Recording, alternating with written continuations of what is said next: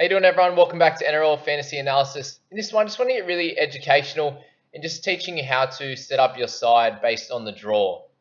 So coming into round one, there's obviously going to be a bunch of teams playing the first few games, and what you want to be making sure you're doing is putting the players that are going to be playing in those games in your starting side, and then putting the guys that are going to be playing in the later rounds in your four on the interchange. So let's set this up according to that. So with our first game being the Storm and Rabbits, we want to make sure that every Storm and Rabbitohs player that I have, that I want to be taking their points, is going to be in our starting side. So if I've got someone like Kalamatangi, and I want him to be starting and scoring me points, and what I'm going to do is pop him into the starting side, even though he won't be playing, even though he's not my best player, to put him in the starting side, we're going to move him over, and we'll just move Lodge into that interchange position there.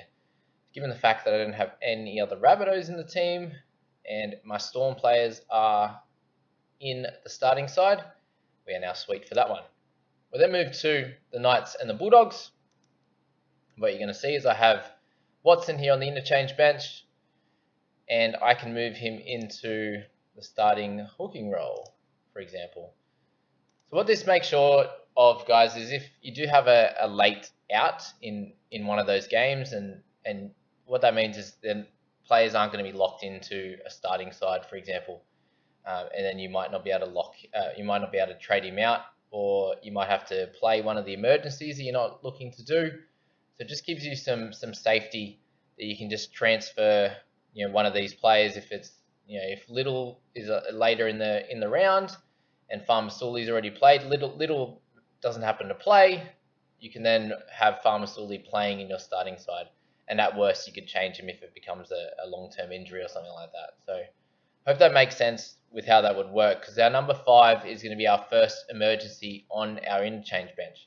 If you have a player that doesn't play and they're stuck in your starting side, so if it gets to the back end of the round, I've got Tino in there and he then can't play, what has to happen is, if I'm keeping him in my side and I can't trade him out for someone that is going to play, then what you're going to get is the first interchange that will cover the mid position. So in this case, it's going to be Lodge. All right, and then you'll see our next emergency will pop up. Our issue with this is if you don't have an emergency on the bench here, so if we're looking at this team, I currently don't have anyone to cover the centers. So if Momorowski happened to not play, I then wouldn't even get a replacement score from my bench.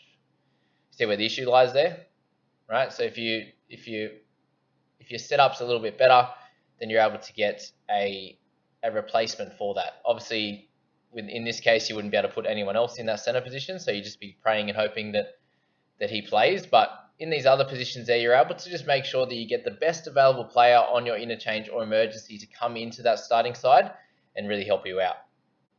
Okay, Broncos are then next, so I can now move him in for Tino. And the only other thing to think about is with your vice and your captain. So I'd be making sure that you have your vice playing in one of the first 2 games, just to make sure that they play, because once the vice and the captain badge has been put onto your players, then you won't be able to change them at all. So that becomes really interesting. And if you have them later on in the game, in the week, especially that vice captain, and your captain doesn't play, then there's a little bit of an issue as well. So just make sure that vice captain's playing earlier on in the round there.